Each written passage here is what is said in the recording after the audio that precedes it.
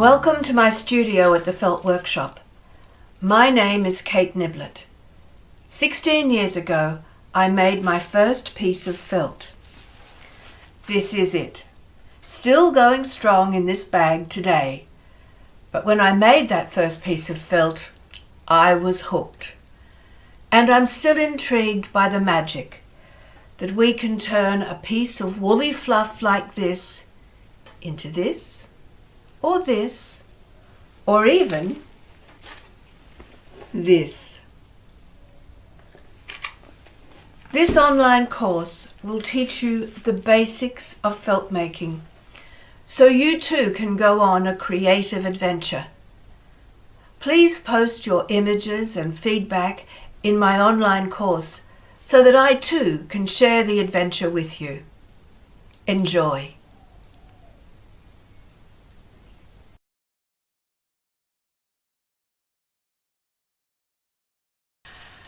Welcome to my studio in the Felt Workshop. In this video, I'm going to show you all of the equipment that you're going to need to complete your first felt project. So let's start with some bubble wrap. A piece of bubble wrap on which I've drawn two rectangles, and I've drawn that on the smooth side of the bubble wrap. The first rectangle, the large rectangle, is the size of your layout. So that's the size you're going to lay out your wool. The second rectangle, the small rectangle, is the size that your wool will be when you have fulled it or shrunk it. And that's going to be the finished size of your project. You'll need a second piece of bubble wrap, which you're going to lay on the first piece, but you're going to lay this bubble side up. That gives you the friction that's necessary to make the wool felt. And lastly, you'll need a piece of nylon tulle. And this tulle is quite crunchy. It's the kind of tulle that's used for making ballet tutus, and that will go over the top of your layout. You will also need an old basin. This is an old mixing bowl of mine with some ambient temperature water in it. A plastic bag, and the plastic bag can be reused for many projects. Into the water I've placed some liquid soap, and that could be washing up detergent, hand soap, or in my case what I use, because it's very kind on my hands and also very kind on the wool, is some non-conditioning shampoo. You will also need an ordinary kitchen sponge, just one like that you can sop up the water with, and some soap, either goat's milk soap or olive oil soap if you can get it, is marvellous. It's the kind of soap that doesn't give you lots of suds. And lastly, you'll need a roller. In this case, I'm using an old vacuum cleaner tube, but you can use a piece of poly pipe. You can use an old pool noodle, or for smaller projects, you could use a rolling pin from your kitchen. And that's all of the equipment you will need to start your first felt making project. In the next video, I'm going to show you the materials you need. So see you next time.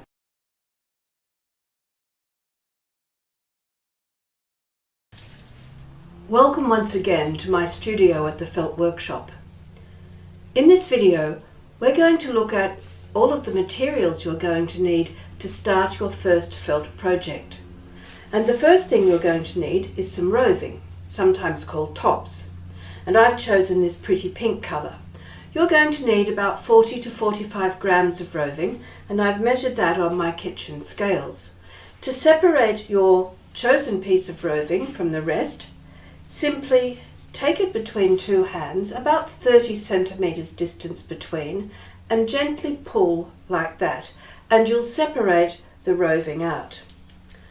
We're also going to need to halve this roving, because I find that trying to lay roving out with this thick as this makes it quite difficult, and you end up with a thick layout, which we don't want.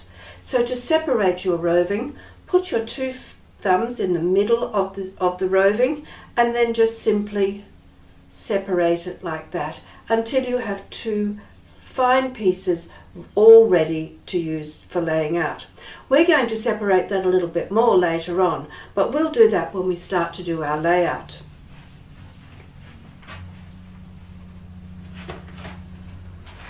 We're going to look at not just the roving that you're going to use for your base felt, but the inclusions that you might use to make a pattern or design so it's attractive.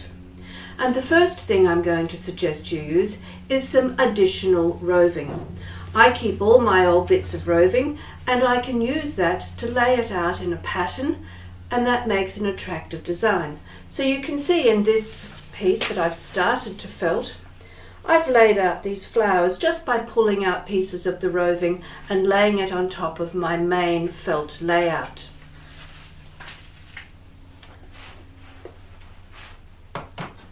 The next thing you can use is some yarn, and in this box I have some very thick yarn, I have some very thin yarn that I've spun myself, and I've got some commercially prepared yarn. It doesn't matter what type of yarn you use as long as it is made from wool. Some synthetic yarns will felt, but you need to do a sample first. So to be perfectly sure, my suggestion is that you start off on your first felt project with some woolen yarn. And you can see here on this placemat that I have used some thick woolen yarn, and then I've used some fine commercial yarn just to give it an accent. So that's how your yarn would look when you lay it out on your felt.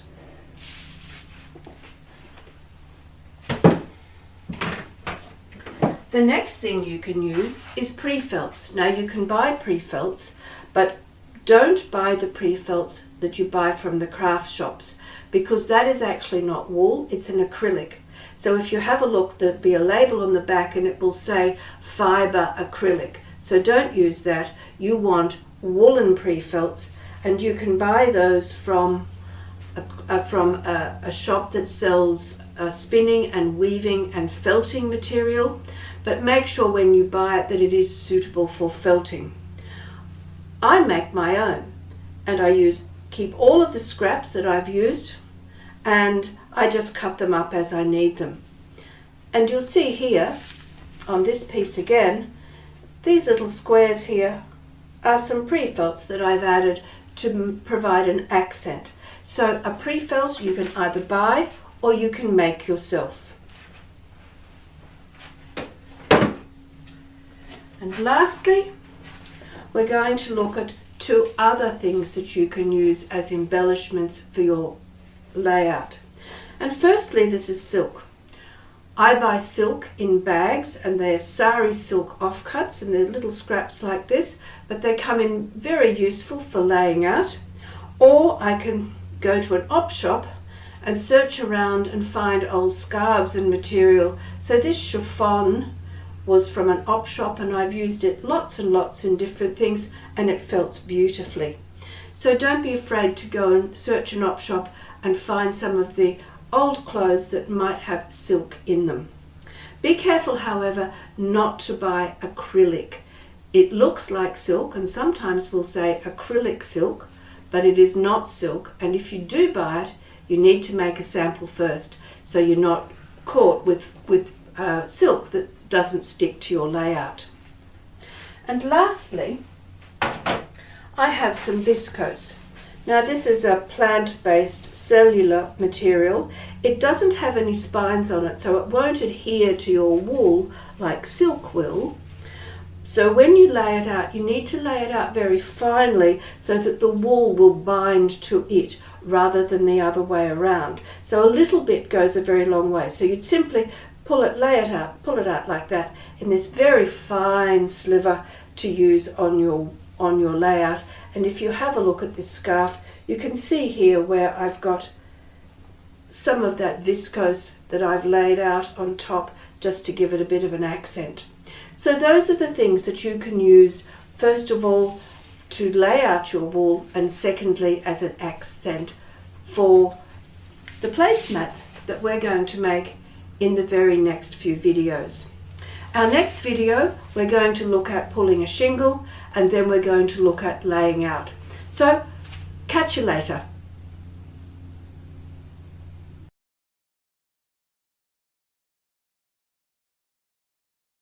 Welcome back to my studio at the Felt Workshop. One of the things we try to do as felt makers is to achieve an even layout in our felt, so that our felt is consistently even all the way through, not thick in some bits and thin in others. And the best way to do that is to ensure that as we pull the shingles from the roving, it comes out consistently even every time. There's a simple technique to doing that, and that's what we're going to do in this video. Look at how we pull shingles from roving so that you ensure a consistent layout with your felt for your first felt project. I have split my roving in half vertically so that I only have half the dimension to work with. Holding your roving in your non-dominant hand, make a gentle fist and wrap your thumb around your fingers. Don't put your thumb running along the roving.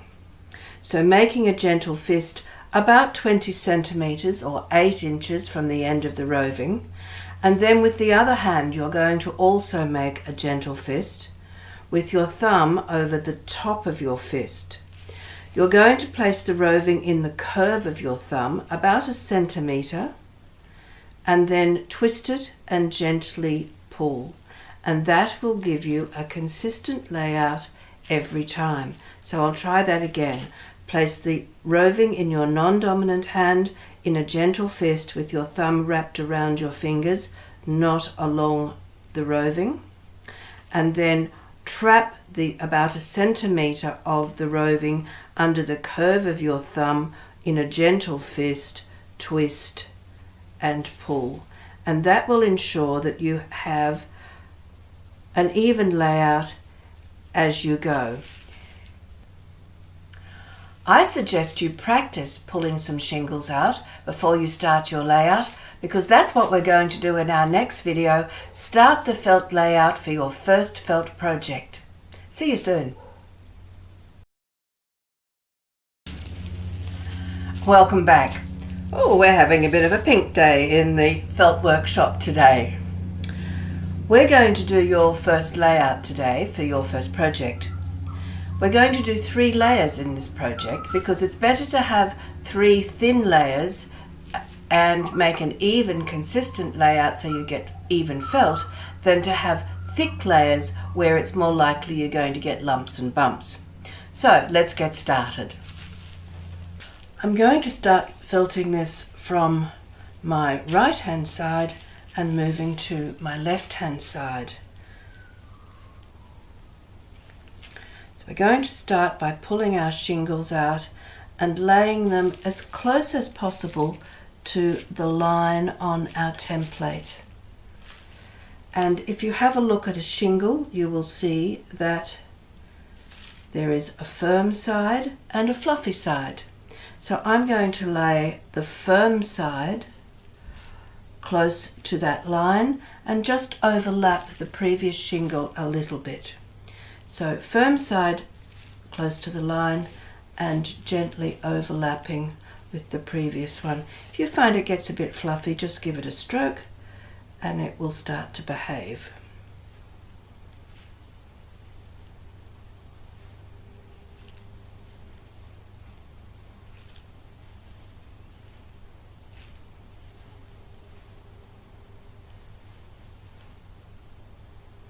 And when I get to the second row of my layout, I'm actually going to reverse it so that I'm going to now put the fluffy end, so this end, back onto the fluffy end I've just laid down.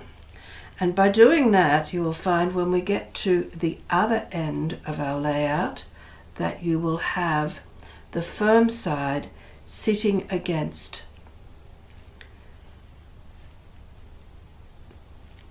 the line, so that you have some very nice edges on your piece of felt.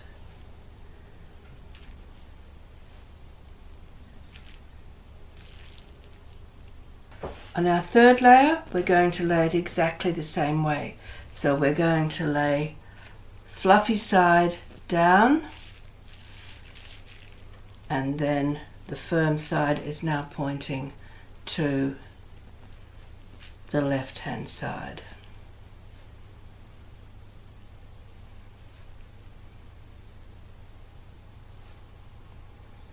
Always just gently overlapping those shingles as we go.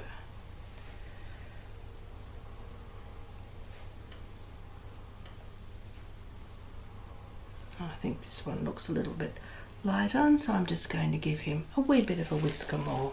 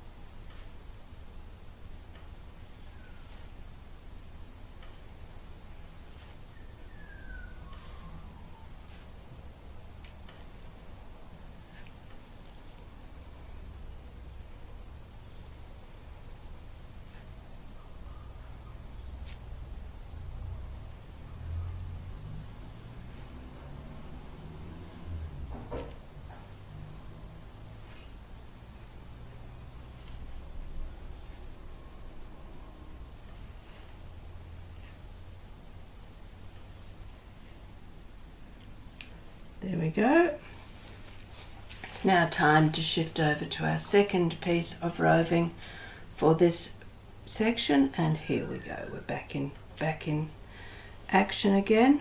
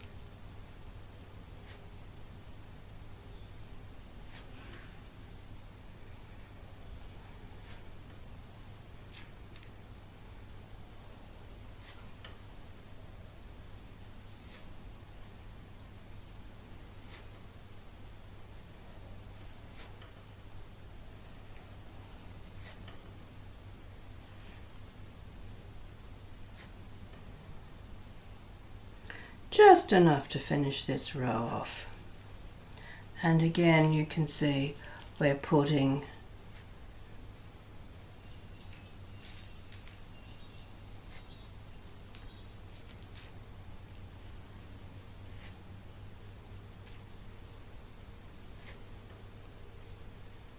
it close to the line.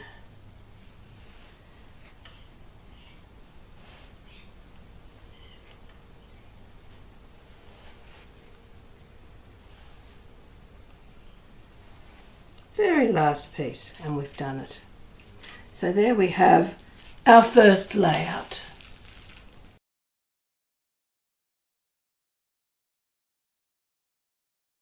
We've completed the first layer of our layout, and now we're going to complete the second layer. Once more, we're going to split the roving in half and put the first half aside. This time we're going to start from the top and we're going to work our way down to the bottom. We're going to start by putting the firm side of the shingle on the line for the first row, just like we did in the first layer. If you find that your wool gets a bit fluffy, you can just gently stroke it and it will make it behave. And there we go, it's behaving now.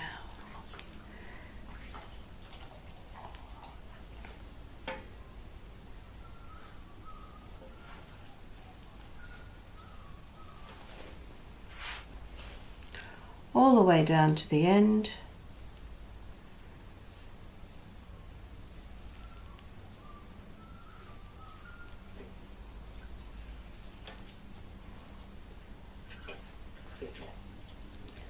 And then for our second row, we're going to do exactly what we did in the first layer, and we're going to reverse it so we put the fluffy end onto the fluffy end. So we now have our firm end of our shingle pointing to the base. And we'll continue like that with the firm end pointing to the base all the way through our layout for the second layer. I've finished my second layer and I've now started on the third layer of my layout, and I'm going to be working again from right to left with my roving again held in my left hand.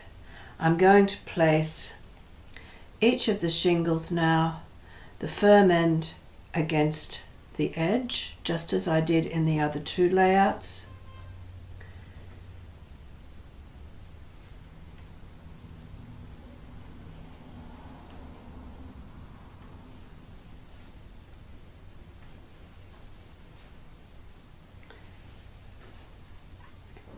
And then when I get to the second row, I'm going to reverse it so the fluffy end is against the fluffy end.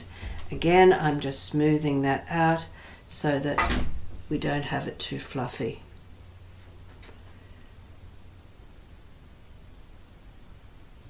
And I'm going to continue in that pattern with the firm end pointing to the left hand side all the way down to the end of the layout. I've now finished my third layer of the layout, so my final layer, and before we go to the next part of the process, I'm just going to do a bit of a visual and tactile check to make sure that my layout is as even as possible.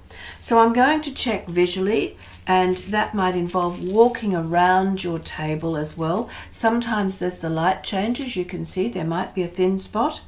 And then I'm going to just gently test with my fingers. I can feel a little bit of a thin spot there, and so I'm going to just give it a little bit of a whisper to just check. And there's another little thin spot. I can feel just a wee bit of a thin spot there. I'm just going to give him a little bit more wool. So a visual and a tactile check, just to make sure that you have your layout as even as you possibly can. And the last thing I'm going to do, and that is just reinforce the corners on my layout. And that doesn't take a lot, just a whisker of wool like that. And I'm just going to lay it that way and this way. And I'm going to do that on all of my corners, just a whisper of wool one way and a whisper of wool in the other direction. And the same with this corner,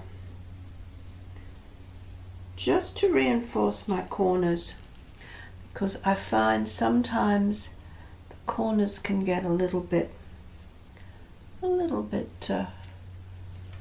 uneven. So that's just going to do that. And now we are ready for the next part of the process. So I'll see you soon.